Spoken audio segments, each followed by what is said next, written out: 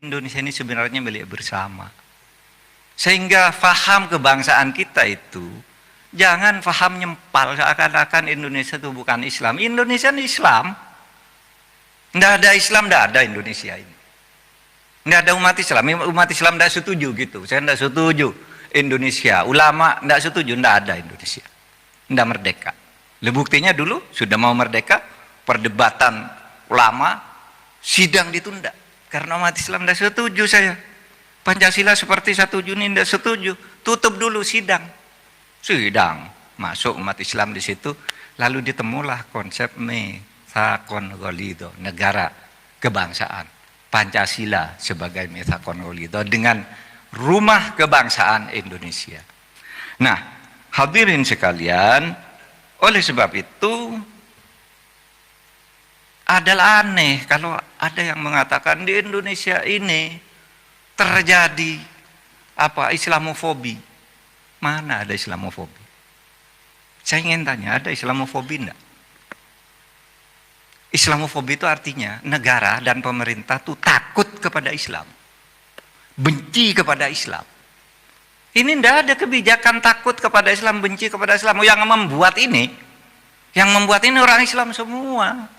Ada Kiai Akil, Kiai Ma'ruf. Kalau ada apa-apa negara, Kiai Akil dengan NU-nya dulu membuat petisi, tetap berpengaruh. Tidak ditakuti. Tetapi memang menentukan, yang dipetisi juga orang Islam. Sehingga saya katakan, cobalah. Sekarang ini Islam di Indonesia kurang apa? Gitu. Nah, terkadang tuh orang memprovokasi, kayak tadi ajaran-ajaran Wahabi, Salafi itu seakan-akan kita ini anti Islam. Mana anti Islam? Semua anti Islam. Sekarang nih mau kampanye semuanya berebutan harus cari calon yang didukung oleh orang Islam. Kalau dia tidak Islam benar, calikan yang NU.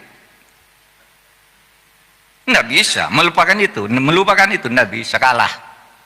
Karena apa? Karena Islam ini tidak ditakuti. Gitu. Bahwa ada kebijakan yang tidak sesuai. Nah, itu persoalan pilihan kebijakan. Bukan diskriminasi. Dan yang lagi karena tidak kebagian aja kadang-kala. Kalau sudah kebagian masuk kan sama aja, tidak bisa berbuat apa-apa. Karena masalahnya terlalu kompleks dan tidak sederhana seperti yang kita katakan, seperti yang masyarakat katakan. Kalau lalu ngasong Indonesia itu sudah tidak cocok, banyak korupsi. Harus diganti khilafah. Memangnya di khilafah tidak ada korupsi? Banyak korupsinya. Mau pakai Saudi Arabia tuh, waduh, tuh pangeran-pangeran di Timur Tengah itu, kalau musim panas itu di Maroko di tepi pantai punya rumah-rumah dan landasan pesawat gitu, korupsi uang negara. Di sini ditangkepi, dicari, kamu pencucian uang gitu, disembunyikan ke luar negeri. Tapi bahwa belum berhasil, nanti kan yang ngurus orang Islam juga. Jadi saudara, maksud saya, mari di dalam kerangka kebangsaan ini, ya, di dalam kerangka kebangsaan ini, jangan sampai itu kita diandu itu pemerintah anti-Islam. Bahwa oligarki mungkin, tapi oligarknya orang Islam juga yang menang di dalam kontestasi politik. Oleh sebab itu, kata Gus Dur, bangunlah dulu demokrasinya. Kamu nanti akan berkuasa sendiri. Kalau sudah demokrasinya benar, pasti orang Islam yang masuk di situ. Disitulah baru nilai-nilai Islami itu supaya ditambahkan. Nah, coba sekarang betapa Indonesia Islam yang sejuk, damai, yang tidak harus sama dengan Islam di Arab Saudi. Ada yang mengatakan budaya itu haram loh. Saudara, Islam itu berkembang berdasar budaya. Ajarannya sedikit, yang pokok itu pegangi, lalu dikembangkan berdasar budaya-budaya. Saya sering bercerita begini, coba Anda sekarang mumpung bulan puasa sana datang ke Arab Saudi sana. Apa di sana ada imsak gitu? Enggak ada. Karena itu bukan ajaran Islam imsak itu budaya Islam Asia Tenggara dan itu bagus. Hebat bisa mengembangkan budaya. Kalau puasa kurang 10 menit ingatkan imsak, peringatan. Tapi di Indonesia kadang-kala orang salah imsak dianggap sudah mulai harus puasa. Enggak, itu peringatan aja. Nanti 10 menit subuh sesudah fajar, jelas garis putih dan hitam di timur itu, di ufuk timur, fajar shadiq namanya, baru berhenti makan. Nah tapi di Indonesia kan ada budaya imsak, budaya tadarus sesudah taraweh, budaya sahur keliling. Apa itu salah? Nggak ada tuh di Islam, nggak ada di Arab Saudi. Tapi itulah budaya Islam, al-adah muhakkamah. Sehingga jangan diperbenturkan gitu seakan-akan kita ini tidak Islam. Kadang-kala yang teriak-teriak, kamu tidak Islam, sholatnya telat. Menuduh-nuduh orang lain tidak sholat, dia sendiri sholatnya telat. Kadang-kala lupa juga. Nah, saudara sekalian, itu yang seperti katakan, imsak. Imsak, saudara kalau subuh, sholat di Mekah tuh. Nah, ada orang begitu selesai adzan subuh, ada yang begitu adzan subuh tuh langsung makan. Imsaknya adzan subuh itu baru mulai makan ada. Coba di masjid itu karena apa? Tradisi, cara menafsirkan di dalam kebutuhan lokal masing-masing. Lalu ketika berkumpul di Mekah itu berkumpul macam-macam cara beribadah yang sifatnya muamalah, bukan akidah uluhiyahnya, bukan soal ketuhanannya, tapi macam-macam. Di Asia Tenggara tuh pakai imsak. Bahkan dulu waktu saya kecil itu teriakan di masjid-masjid, ayuhal ikhwan qad ana waqtul imsak iyyakum walakla wal syarba wa dalik. Mulai sekarang kamu dilarang makan, minum dan lain-lain. Ini kan salah. Wong 10 menit lagi yang dilarang. Tapi itu dituruti. Kenapa? Oh, ini bagus sebagai tradisi gitu. Halal bihalal. Dari mana tuh halal bihalal? Ya dari Indonesia aja, di sana di Mekah enggak ada halal bihalal. Ya selesai ya selesai. Ya, sama. Jadi saudara sekalian, kayak imsak tadi nih. Kadang-kala nih orang yang salah, anaknya sedang makan gitu, imsak dipukul, berhenti minum gitu. Padahal itu peringatan, itu tradisi Islam Asia Tenggara. Dulu waktu Nabi itu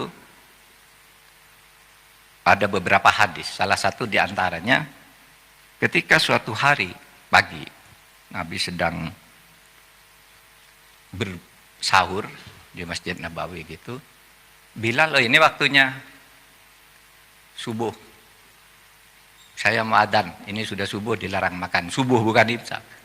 Oleh Nabi, Bilal, ntar dulu. Kenapa Nabi? Jangan adzan dulu nih, masih ada orang makan, biar selesai dulu. Jadi enggak serem-serem banget gitu ibadah itu. Yang penting niatnya, lalu syariahnya diikuti. Ya secara tepat, tetapi juga tidak.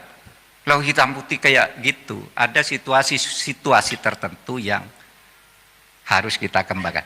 Nah itulah Islam yang dikembangkan di Indonesia, Ahlus Sunnah wal Jamaah. Bertumpu atau dikembangkan, bukan bertumpu, kalau bertumpunya untuk akidah, rukun Islam, rukun iman, itu tumpuannya. Tapi di dalam pelaksanaannya, dilaksanakan berdasar dengan kebutuhan budaya. Kesenangan masyarakat. Coba, saudara kurang apa di Indonesia nih, kalau pejabat mau mantu, waduh sudah sangat Islami. Dia merasa tidak sah kalau tidak mengundang seorang kiai besar, tidak pakai sholawatan, tidak pakai pengajian, tidak pakai nasihat perkawinan, ngundang kiai yang hebat sekelas Kiai Akil Sirot, merasa tidak sah. Padahal itu di Islamnya sendiri tidak ada nasihat perkawinan, yang ada tuh khutbah nikah, selesai gitu. Tapi Indonesia mengembangkan dengan budaya itu karena Islam di sini bagus. Islam di sini bagus. Nah tinggal bahwa ada korupsi-korupsi itu penyakit yang harus kita lawan bersama-sama. Itu bukan ajaran Islam. Jangan katakan, loh di Indonesia banyak korupsi, sekarang diganti khilafah. Loh di masjid aja ada korupsi. Namanya penyakit orang mencuri kotak amal di masjid banyak. Iya kan? Lalu masa Islamnya mau dibubarkan, masjidnya mau dibubarkan? Kalau di Indonesia ada korupsi, masa Pancasilanya yang harus diganti? Gitu. Nah, saudara, itulah saya berharap nih halakoh atau tadarus kebangsaan ini bisa membawa kita untuk menjaga negara ini milik kita, kedepannya ini milik kita. Coba buktinya, coba mobilitas sosial vertikal umat Islam bergerak pesat. Coba di tahun 45, pejuang-pejuang yang dari umat Islam tidak dapat apa-apa. Kenapa? Katanya tidak sekolah. Tidak sekolah, mau jadi tentara tidak boleh, pegawai negeri tidak boleh. Itu lulusan pesantren, dia nggak bodoh. Coba sekarang lulusan pesantren bisa memimpin MPR, Ketua Mahkamah Agung, Presiden, Menteri banyak. Dulu tahun 45 gitu sampai tahun 70-an mana coba cari. Saudara.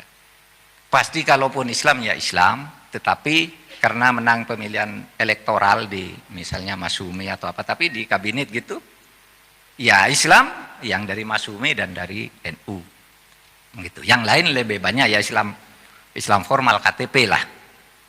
Nah sekarang ngaji semua, saudara, ngaji. Saya tidak apa, nanti kalau ada orang wah Mahfud ini karena jadi pejabat sekarang muji-muji, enggak, sejak dulu. Misalnya kalau saya katakan, kalau saya bepergian sama Pak Jokowi ke luar negeri, waktunya sholat itu sholat dia. Meskipun sedang rapat resmi. Berkali-kali saya ikut. Sholat. Waktu makan dibatasi jam 12 sampai jam 1 misalnya. Beliau makannya setengah 1 udah selesai. Cari ruangan sendiri, sholat. Di istana juga orang sholat, sholawatan dan sebagainya, udah banyak.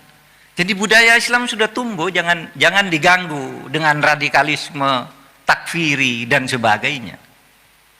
Yang menganggap selalu kalau orang Islam yang bukan dia yang berkuasa salah, ini salah. Nah, yang begini-begini nanti kalau berkuasa itu berbahaya tuh. Semua orang nanti dilibat berdasar kebutuhan dia. Nah, oleh sebab itu saudara, mari kita perkuat ikatan kebangsaan ini. Saudara, saya sudah sebenarnya mempersiapkan konsep-konsep, tapi tadi udah purna disampaikan oleh Kiai Akil, karena memang ini ngutipnya dari Kiai Akil semua. Ternyata beliau datang sendiri, salah deh saya ini, tidak bisa nyampaikan. Udah disampaikan oleh sumber aslinya, sudah, tidak usah saya baca.